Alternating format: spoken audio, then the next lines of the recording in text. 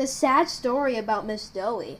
One day, Doey and Miss One day, Doey and Miss Doey were at their house, and basically, Miss Doey kept telling Doey to do chores. She was a bad woman until Doey finally lost it.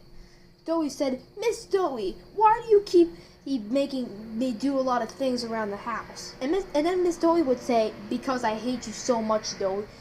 You're the worst of my family." And Doey would go like, "How dare you say that to me? You're pretty worse than me. You're pretty worse. I don't like you." And then Miss Doey said, "Well, why don't you take out the trash?"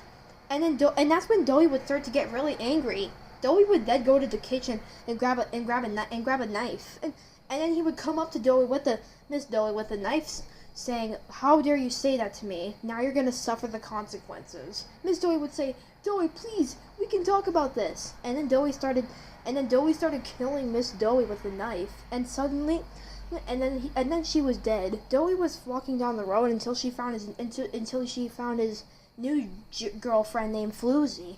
Apparently, they had so much fun together there, and she was more nicer than Miss Doey. And Doey would never see Miss Doey again. So how do you like the story?